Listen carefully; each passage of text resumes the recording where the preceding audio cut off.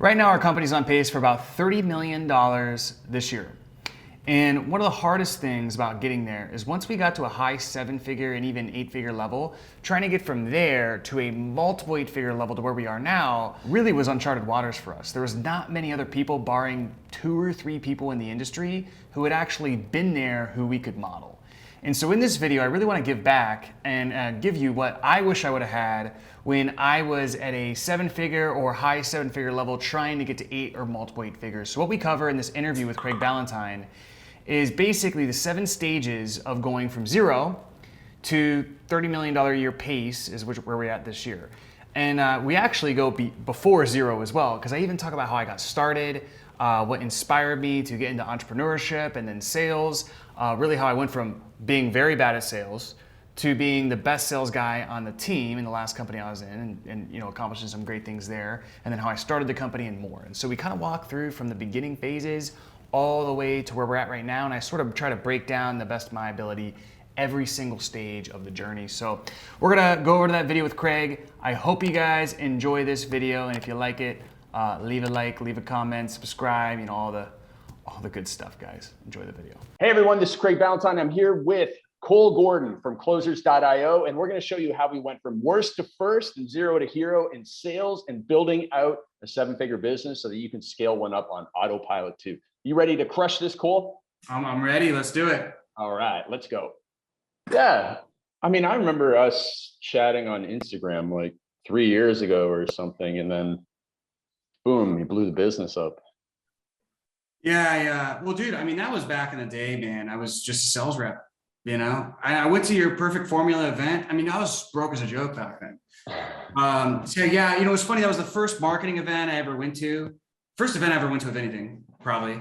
And it was yours. You let me come for free. It was super impactful, dude. It was super helpful. Met a bunch of cool people. Met Vince Del Monte way back then. And, he was like this big guy. I was like, oh my God. Now he's like one of my clients. I know, it's amazing. Yeah. So yeah, that's crazy. But that was like I was an infant back then. Well, let's just jump into it. And, you've walked a long and tough road to get here. You describe, I think in your presentation to our mastermind, you said socially awkward, started out that way. Now, 8-figure sales operation. Like what was the quick and dirty of the journey? Yeah. Are we live, by the way? Yeah. Okay. Yeah. Solid. Dude, so quick and dirty of the journey. I would say, I'm sure you've heard a lot of entrepreneurs, especially really high performing people. A lot of it, like the initial drive at least, comes from some sort of pain. So I was super socially awkward. I wasn't good with girls and stuff. So my personal development journey first started with like fitness and just becoming good at sports and realizing, okay, I can influence these outcomes. And then, I was like, okay, if I could influence these things in fitness, maybe I can get better at my social life. So I started reading books on like how to be better at social life and all this stuff.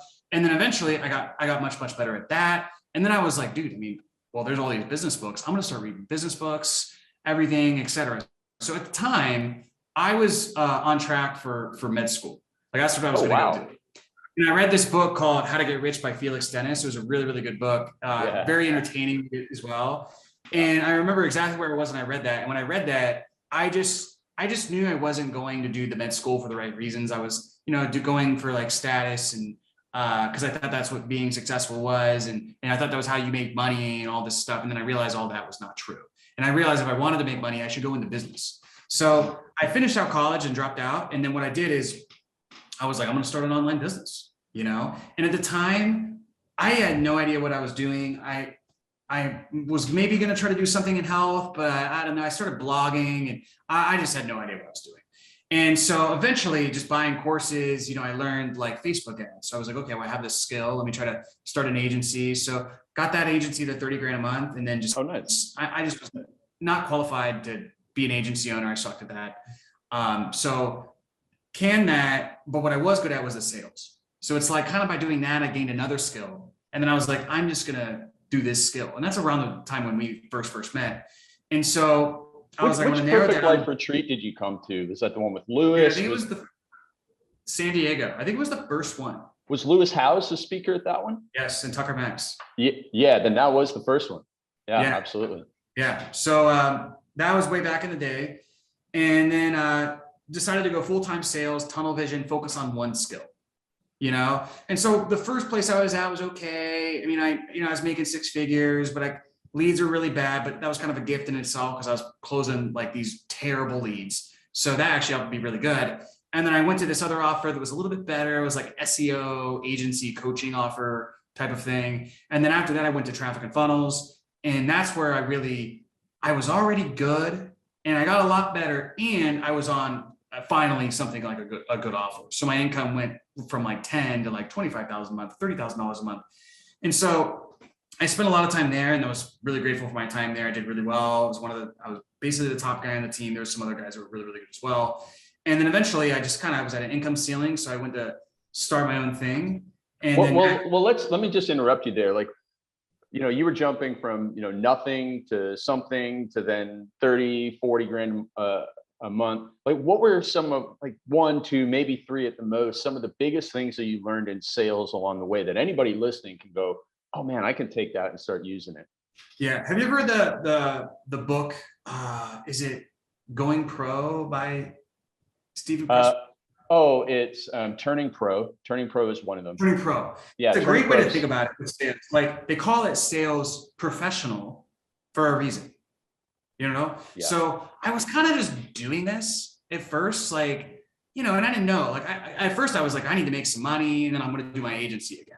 Yeah. And then I was like, oh, okay, I'll kind of do this. And it wasn't until I really realized, like, man, I'm going to tunnel vision and just be a freaking professional at this thing and just go all out that I got really good. So the main thing, there's certainly mechanics to sales, tactics, all of that stuff. But anybody who's done a lot of sales know it's also a lot more about energy, right? So really what helped me was, creating a routine, waking up really early in the morning, going to bed at 8 p.m.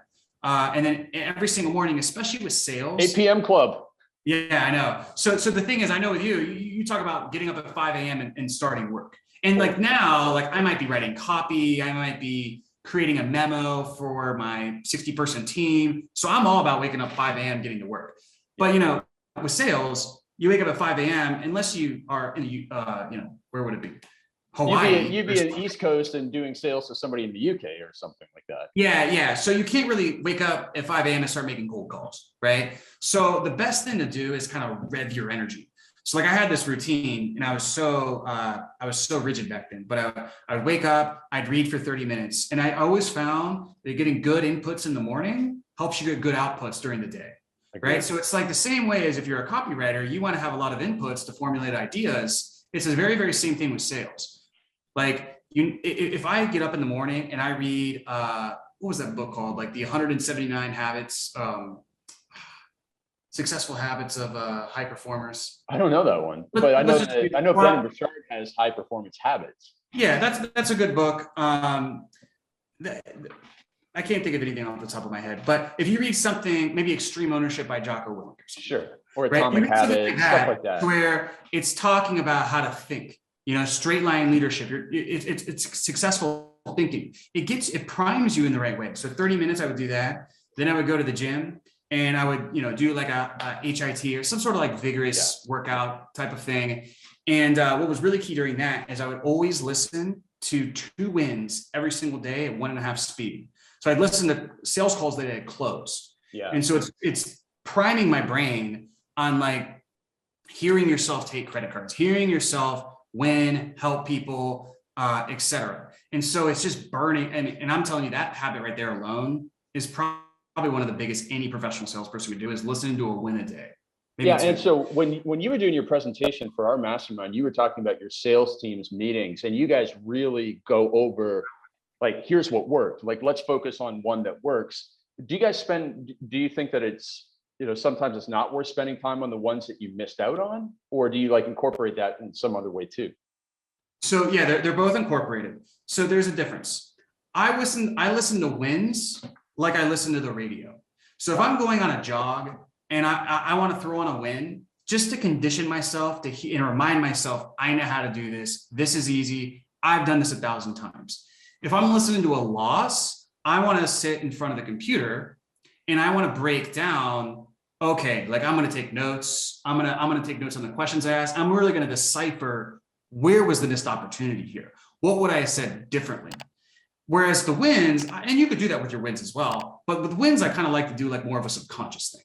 It's like training your brain, it's reminding your brain. Whereas the losses, we'll get on as a team during the sales meeting, we'll review a loss. Does that make sense? So Totally. it's losses, I want to go deeper, but wins, I just listen. It's like I'm training my brain to listen to it subconsciously. Yeah. So you're doing that. You're hitting the hard workout, listening to the wins, getting it going, really getting fired up in the morning. Yeah, and then doing some breath work does help with sales a lot. Especially, I can be a little bit like high D. On the disc profile. Oh yeah, like I'm like a 99. So the thing is with sales, sometimes you're gonna get frustrated with people, and so I found doing some sort of like kind of comboing the exercise with breath work allowed me to get into a very like Zen state in a good way, which was a good energy to bring on these calls. So doing that, and then also just taking extreme responsibility for your numbers. So like the first thing I would run that routine, hit the sales meeting, and then the sales meeting, it's high energy if you're on a routine. And one of the biggest things about the sales meeting is this concept called projections. So this was something that I learned from when I sold for Taylor Welch, and I don't know if he created it, but he's definitely the one who taught me this concept. And so really there's like kind of the 10X mantra, like Grant Cardone stuff, where it's like, yeah, like 10X, that's okay. And I think it's a practical thing to use for thinking big. Sure. But for sales, what you want to train is being able to set an accurate projection and hit it. And it builds confidence. So if I say I'm going to do 8 units this week, I do 8 units, right? Or I do more, but I don't do 7. 7 is failure, right? And so if you can train your team and yourself to be able to say you're going to do this thing, and then you do it, it builds confidence. Confidence lends to certainty. Certainty is what you're going to transfer over the phone to your prospects. You say something, you do it, right? You say you're going to wake up at 5 a.m., you don't hit the snooze, you wake up at 5 a.m. You say you're going to hit the gym at 6 after you wake up at 5, you fulfill on that promise to yourself. Now, you can't always hit your numbers every single time, but a good barometer for your projections is about 80%. If you miss it 20% of the time, that's probably where you need to be. If you're missing it only 10%, you're probably not setting it high enough, right? And I got that from, I forget that book that the dude from IBM wrote. Andy Grove, High Output Management, I think. Yes, he talks about when setting targets, you want to set it to where if they did everything perfectly, there's still maybe a 20% chance they might miss the target. Because setting it that high is what will allow your team to stretch itself, right? So that's what happened to me is we were setting really high projections, and I innovated a lot of, like, let's say, follow-up strategies, pipeline strategies, and even self-generated organic strategies, because if I just relied on the marketing, I wouldn't have been able to hit my numbers. Mm-hmm. So like a lot of the stuff I teach now was stuff I innovated because of the pressure of hitting these numbers and those targets being so high. So it's actually, and that's what I try to give to my team now, is setting it high enough to where they kind of have to have a little bit of innovation too. They got to get a little bit scrappy. They just can't depend on the leads that I give them, but it's, it's 80%, right? They should hit it most of the time if they're good, so. You read a lot of books, and one of the ones that you talked about in the presentation to my mastermind was going through Ready, Fire, Aim by Mark Ford, who founded Early to Rise. And then you talked about the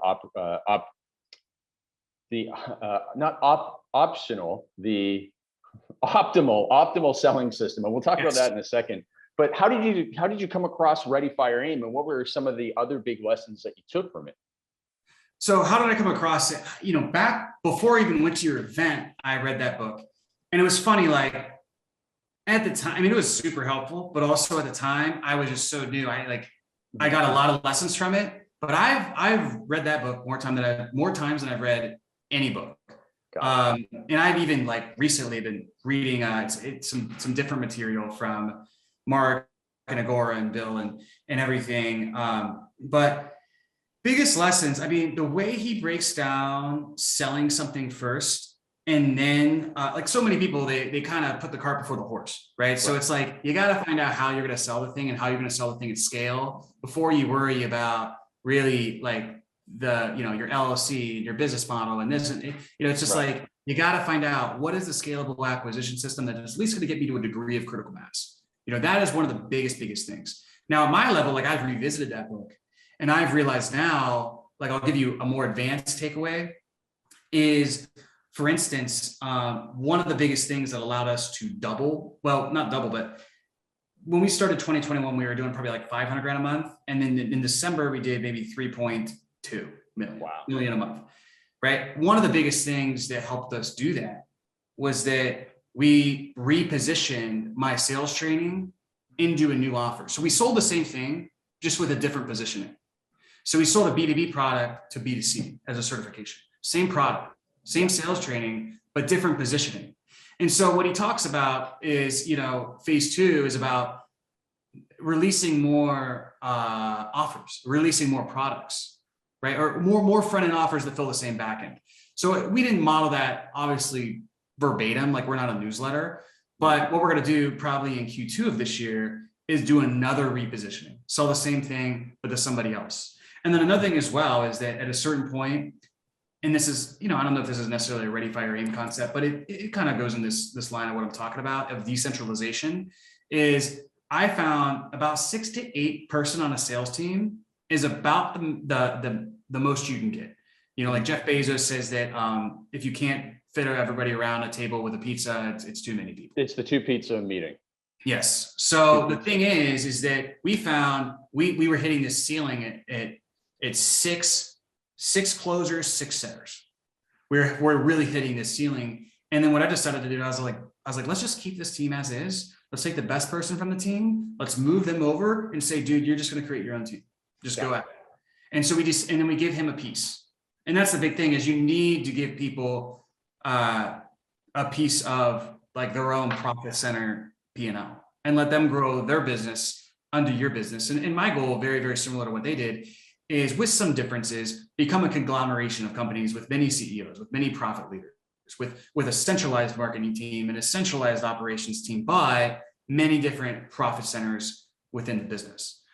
So they're actually a client of mine, Agora, at least their phone sales division is. And I mean, it's just been a huge honor working with them and just learning. I probably learned more from them than maybe anybody.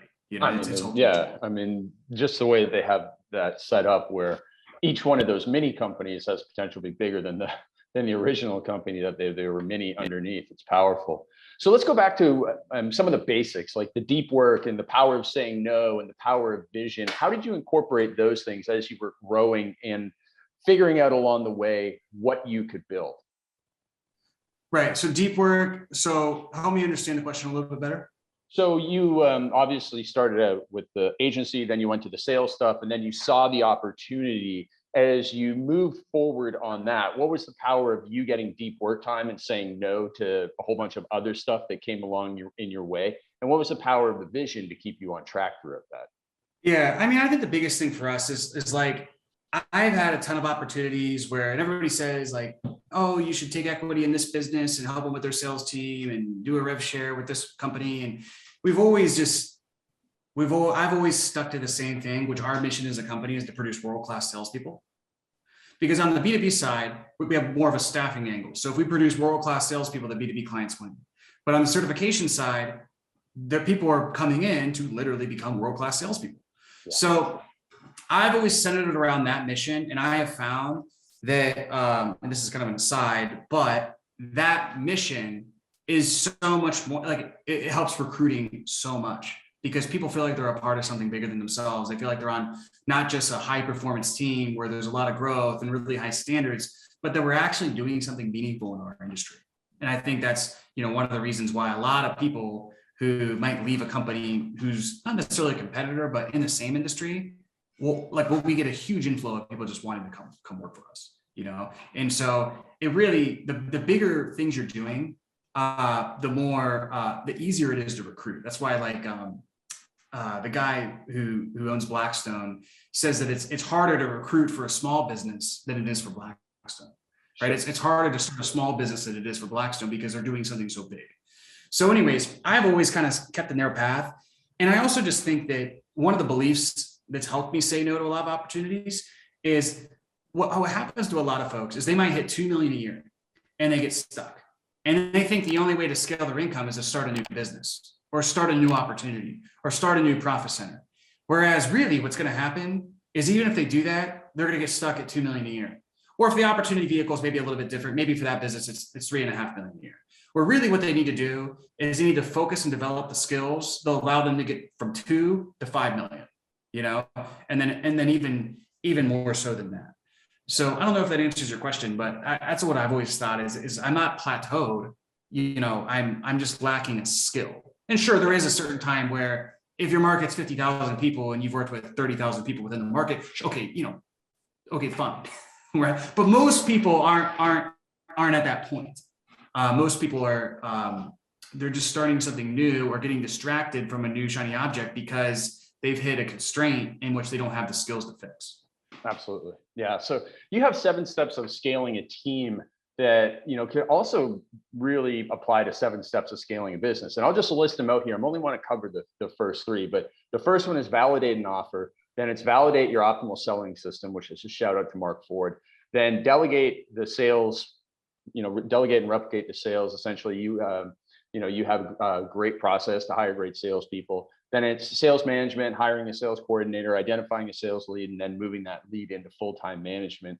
Let's just talk about the first 3. So validating an offer, which is probably where a lot of those $2 million a year businesses get stuck. You know, maybe they didn't know a bunch of tactics that got them to 2 million, or maybe the offer is just okay, and they have good personal reputation, and the personal reputation sells the offer more than the offer. But what you know, you work with companies that are selling a ton, including Vince Del Monte. What's the power of validating an offer, and how would anybody go about doing that? Yeah, I think the biggest thing is you listen to the market, right? Like the market dictates the offer and even the price to me, not the other way around. So I think people, you know, think, you know, everybody's been through those courses and programs where they give you the Dan Kennedy smart market diagnostic questions, and those questions are great, but nobody really understands their market, you know? And I think that the number one thing to do is just get on. This is why phone sales is so great.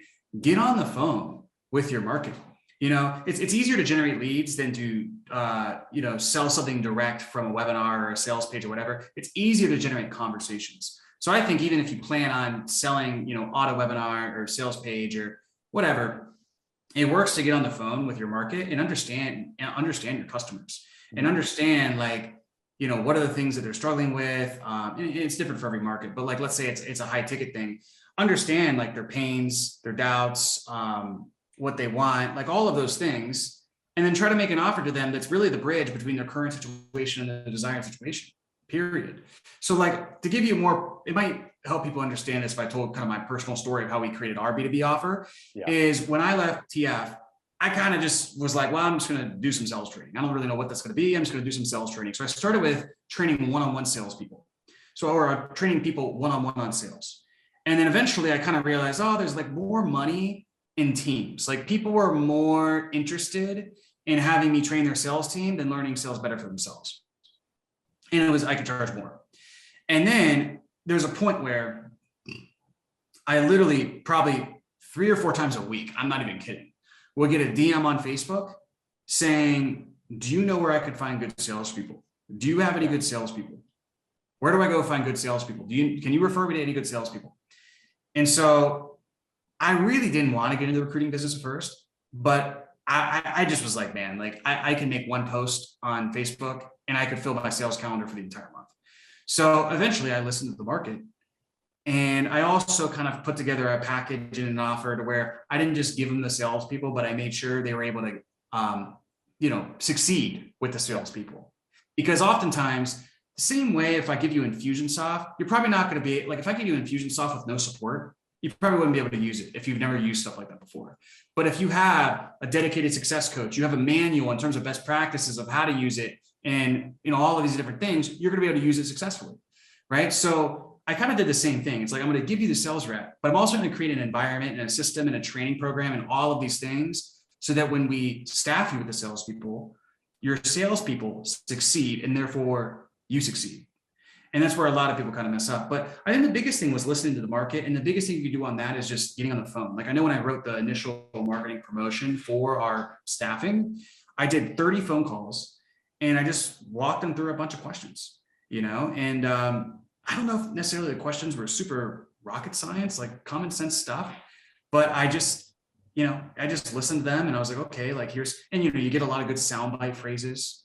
Like I had one guy tell me, I feel like I'm running a call center, not a business. So my ad said, do you feel like you're running a call center, not a business? So I think that's the biggest thing. Yeah. There's definitely gold in the feedback you get. And like back when I was in the fitness industry for years, I was selling programs with dumbbells and body weight. And I got hammered over the head with, I don't have any equipment. Oh, okay. Well, here, just you have to, for a long time, it's just, well, just do whatever you can.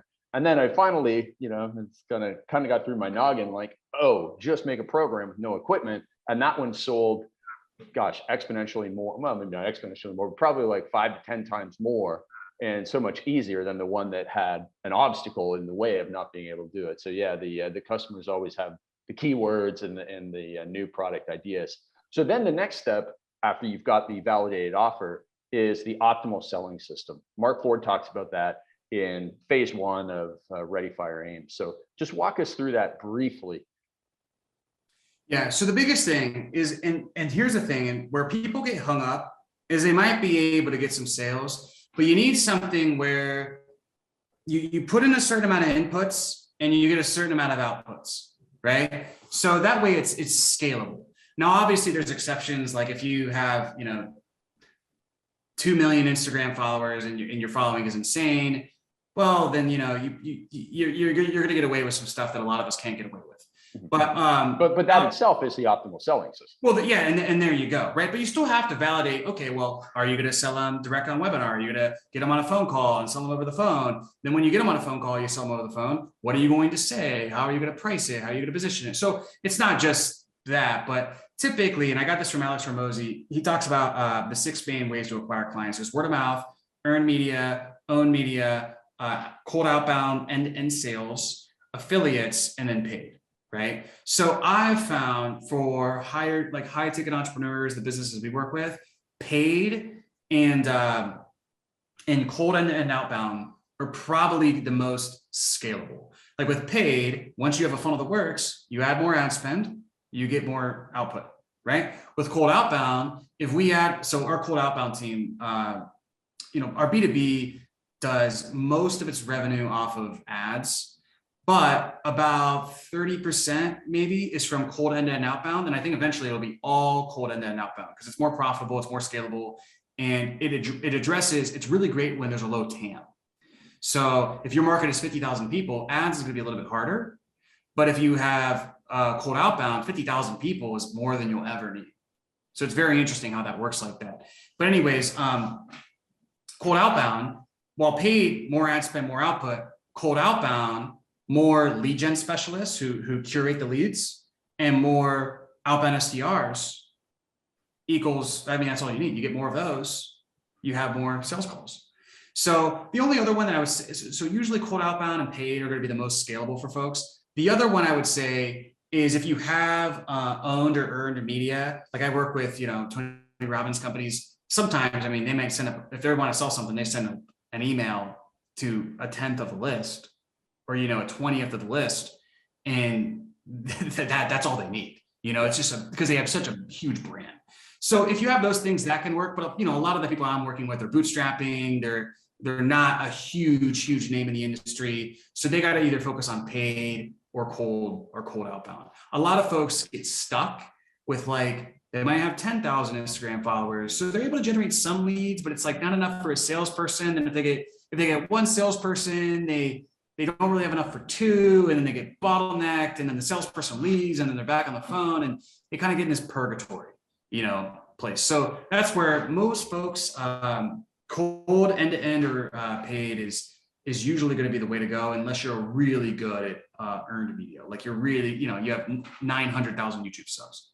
That's a totally different story.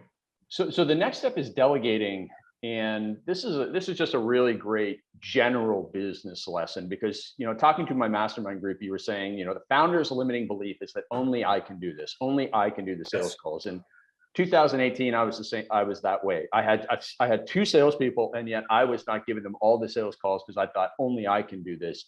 And but there's also the delivery that only I can teach the seminars and stuff like that. So how do you help founders get over that limiting belief that only I can do this? Yeah, well, I mean, imagine if like somebody was like, well, only I can diagnose, insert whatever disease, only I can diagnose. I mean, it's with anything, whether it's a business, whether it's like I have a client who has a really cool offer called the Hormone Project and helps women with their hormones, through like nutritional stuff, not like traditional medicine. And like even that can be a little bit complex, but there's still a diagnostic process for them to diagnose what the real problem is and then be able to prescribe a solution. Because usually anybody who comes on the phone, whether it's health or whether it's business, comes with a symptom level problem. They think the problem is this, right? And the salesperson's job is to start with the symptom level problem, but diagnose the real root cause, to diagnose what the real problem is, what the real constraint in the business is, that if fixed would allow them to scale to the next level, and then just prescribe a solution at a high level. They don't need to know how to fix the problem. They just kind of need to know like the high level what. And with any market, there's typically like 3 buckets. So for instance, with our B2B, either folks need appointment setters, they need closers. So it's either a staffing thing, their sales team is underperforming, or their issue is time, right? In the sense of like, they're the one taking all the sales calls. They don't have time to, bring on a sales rep, whatever, recruit, whatever. And then, their calendars are packed, or they're not the full-time salesperson. They're the full-time sales manager. So they're like spending all this time micromanaging their sales team. They don't have the systems for it. So really there's those 4 buckets. So each bucket has a diagnostic process of how to handle the conversation and help them understand what the real root cause is. And as you probably know, as a copywriter, a lot of times people get stuck on the symptom level problem, and the copy needs to reveal what the real root problem is. And then once they know the real root problem, the solution kind of just is like, bam, it just almost presents itself. But most people stay stuck, not because they know what the problem is and they don't know how to fix it. It's because they're trying to fix the wrong problem, right? They're trying to, create all these operational systems when they're only at 100K a month. And what they really need to do is find the optimal selling system. They, Right. they really need to like stop doing like organic and get on paid. In some instances, just an example. But Yeah, I mean, probably the line that I quote the most from Mark's book is, you need to spend, if you're not at 7 figures, you need to spend 80% of your time selling. yeah, And that's about the best business advice that you can give to most beginners, because they're not doing that. They're doing 1,000,001 other things.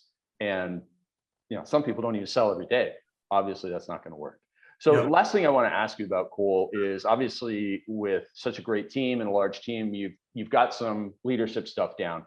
What's your take on leadership? Does somebody need to be a high energy person like Tony Robbins to be a leader, or is there something else that is a key component? And how do you build that into your business? Yeah, I don't think they necessarily need to be a high energy person. Like one of my buddies the other day was breaking down his dev team, and like, developers are just totally different kind of brains. So probably a high end energy person on a dev team would not work. So I don't think it's necessarily that, even though it can help.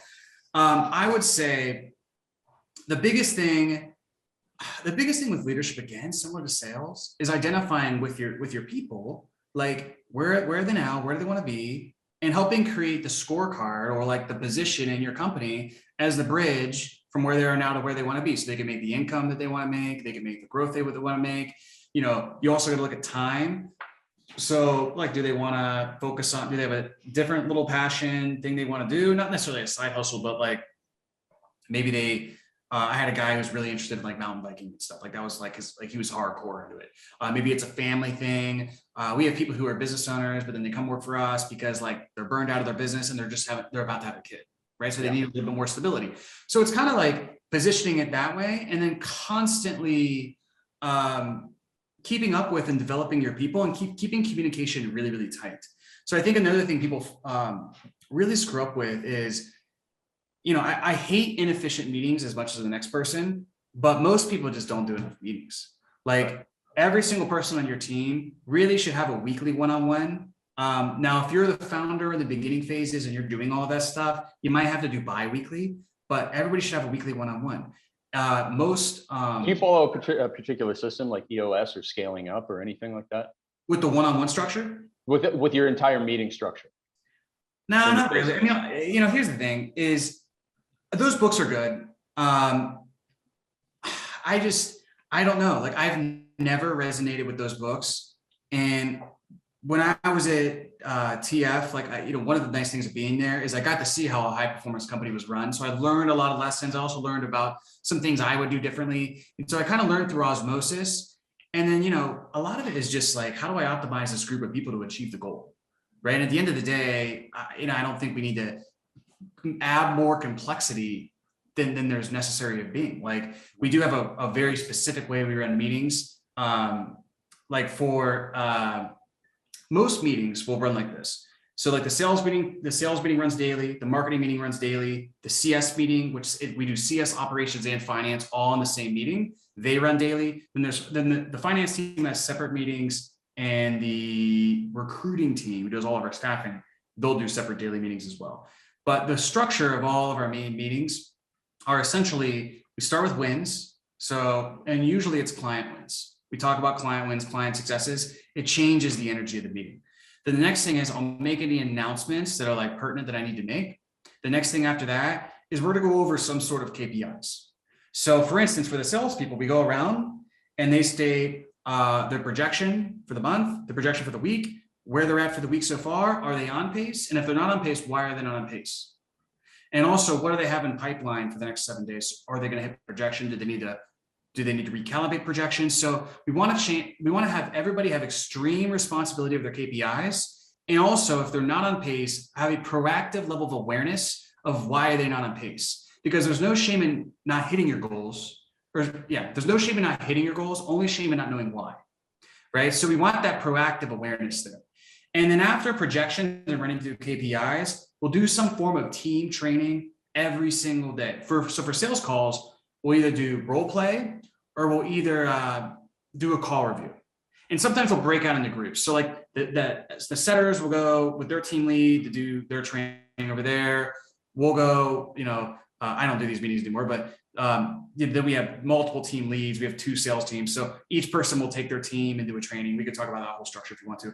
And then for the CS meeting, what we do every single time is we run through the same thing. The KPI there is just upsells, right? Upsells, referrals, testimonials. Now there's different ways you could do it. You could also KPI and what's called activation points. So that could be, I just find upsells is the easiest one because usually people don't buy if they didn't get the result, especially a high ticket thing. So if they bought again, they're probably happy. So I do it on upsells, testimonials, and referrals. And so we run through those KPIs for every single person, round robin. Once everybody's done, we do a training, and what we do is called a client case study.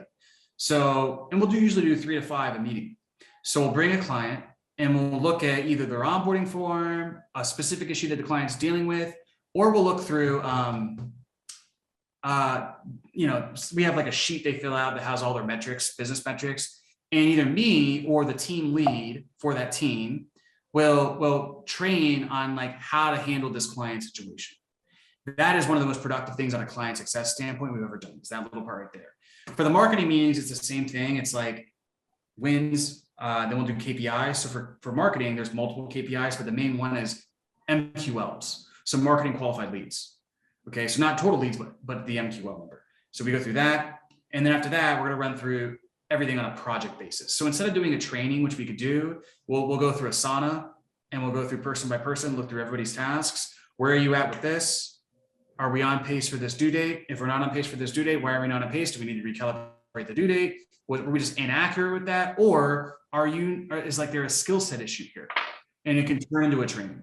So I could go on and on about this stuff, but that's the main cadence. And then we have the one-on-ones. And then if there's ever a new initiative, this is key. This actually sounds so simple, but this was the difference between our cold end-to-end outbound team not working, and then in 60 days of getting to 300 grand a month, and it's probably going to hit like $1 million a month by the end of the year. Just cold outbound end-to-end. That's it. No ads, nothing.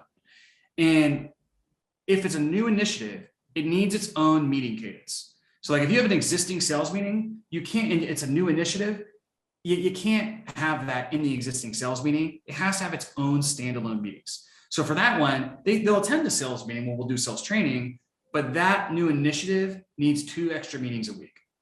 And the meetings are on that initiative. So for instance, we just hired an internal recruiter, like in-house. And so they're kind of building out our whole internal recruiting program. So for that, their department head and that person, they have 1 meeting a week just dedicated to that, because it's too big of a thing to go into on one-on-ones and certainly on team meetings. So sometimes you need to break off to a new initiative meeting. And so that Asana, KPIs, that meeting cadence, and then just having high standards in terms of communication, like everybody's got to show up prepared to the meetings, and it's got to be like, if you don't know your KPIs, if I call on you, you don't know your KPIs within like a second, it's not going to be good. Like that, you need to be prepared. So they need to know those KPIs. They need to be prepared. We have a laptop only camera on policy. So everybody's showing up, they're present, they're not on their phone, they're not, any of that stuff. And you got to be prepared with your wins. You got to know your KPIs in advance. If you're not on pace, you better know why you're not on pace, because that's the question I'm going to ask you every single time. And so these are the things that kind of keep our team in sync and just very like optimized, every single month. And then at the end of the month, about like, probably in 2 or 3 days, we do a meeting where we, as a whole entire team, where we recap last month, the wins, the not so good, like the good, the bad, the ugly, all that stuff. And then we do one for the entire, I project out the entire next month and the things we need to focus on. And that day we run that meeting too. In the morning, I'll send out a company memo. Fantastic, man. Fantastic. Now let's actually bring it all the way down just as we end this call. What are the words of advice that you would give to somebody who's in your shoes 4 years ago, 2017, you come to Perfect Life Workshop. What do you say to that entrepreneur right now? Yeah. So here's the big thing. Have you ever read Mastery by Robert Greene? Yes. So full disclosure, I actually have not read it, but I understand the high level, some of the high level concepts of it. And somebody pointed this out to me when I told them this before, that it was kind of similar to what he was talking about with that book, is you need to kind of go through a phase of apprenticeship. And so I think one of the big, and people do not, I've told this advice to people before and they don't want to hear it. Like it's one of those ones that doesn't land very well with folks, but it's true. It's what Hormozy talks about in so many of his videos. You got to go through a period of really sucking. Yeah. The way that he describes it, he doesn't care. Like, when he's describing it, he's not trying to sell anybody on it, but like, he's just being brutally honest. Like, you got to go through a period of learning, and you're not going to earn when you're learning at the beginning. And everybody sees like the 1 or 2 kids. They see the one Aman Gadzi that's out there. He's a young guy. Do you know who he is? I've heard of him. Yeah. Like he came with so much pain from when he was young, and like his mom was so poor and everything, because he was a client of mine for a very short while. And I know his story, and he shares his story all the time. Like, he went through such immense pain. Like, people can't even probably understand it, because we all came from relatively normal childhoods. He came from such immense pain that that pain drove him to become very successful by 18. And so many 18-year-olds and 20-year-olds and 25-year-olds see his success and think they are going to have the success that he has. And the reality is what you and Alex and people and normal people tell people is that you're going to go through that period of apprenticeship where you're actually probably going to make less money for a while than you would at a regular job, but compounded over time, it becomes what you right. Well, and the biggest thing is, I would say, find an industry, keyword industry, that you're passionate about, and basically go work for a amazing, hopefully kind of startup phase company in that industry. Now, I would try to make sure like you're not going to go work for somebody that's like this pipe dream startup who just raised a bunch of money and they don't even have like make sure they have an optimal selling system. Okay. Like that's what I would make sure they have, so that they're actually going to grow. They're not just like, yeah, we're a startup, but put it this way. I know a pretty wealthy guy who had his son go and start in customer service at Agora. Yeah. So there you go. It's like, go work for a great company. And that company, it's a big company, but that's a little bit different because it's an entrepreneurial company that allows a lot of upward mobility, right? So you want to work for a company like that, whether it's a startup or somewhere where there's a lot of upward mobility. And similar to what Mark says, is you need to develop some sort of high income skill. Like that should be your focus. Develop a high income skill. And honestly, like I know this, you know this. I would love for somebody who's like actually committed and has that mindset of like, dude, I'm going to work for this company. I'm going to develop a high income skill. That could be sales. That could be marketing, whether that's, just overall marketing strategy or copywriting or media buying or something like that. It could also be managing people. It could be leading people. But focus on a high income skill because one, at the very least, you'll use that skill for a lifetime, right? If you start your own business, you'll need that skill. The other thing is as well, is that a lot of times that skill could become a business in within itself, right? Like for me with sales, I mean, that's what happened. So that's really, really key. And the other thing too, is that when you go work for like one of the top dogs in a certain industry, you're going to understand the industry super well. And part of creating a successful company is understanding the industry and the market, right? Like, so for me, I had served the market I was serving for a long time. And then that way, when I started, I knew how to position everything. And I kind of knew how to run the business. I knew a lot of these things because I was a part of a company prior. Like I wasn't doing what they were doing, but I was in the same industry. Does that make sense? Yeah, so totally.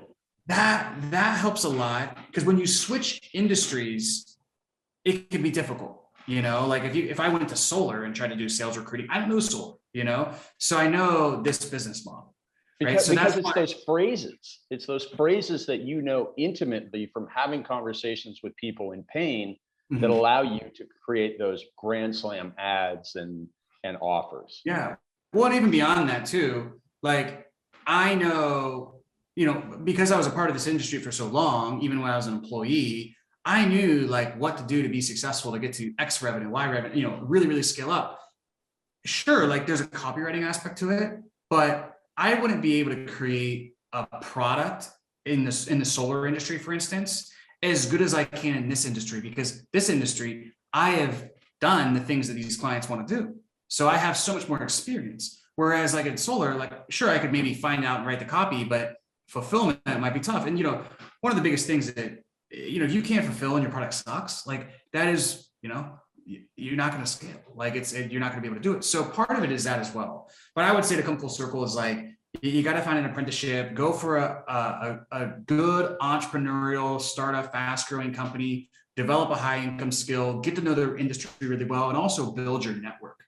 Like when Jeff Bezos was working for, I forget the company he used to work for. It was somewhere on Wall Street. It might've been McKinsey. Right. But like, if you read the book after his you could say this is ethical, not ethical, whatever. But after the book, 2 years after his non-compete was over and his non-circumvention, he literally just all these companies he worked for, he just took a lot of their staff, which you could say is good or bad. That's just what he did, And so I'm not advocating you do that, but what I am advocating, I think my fire alarm is going on.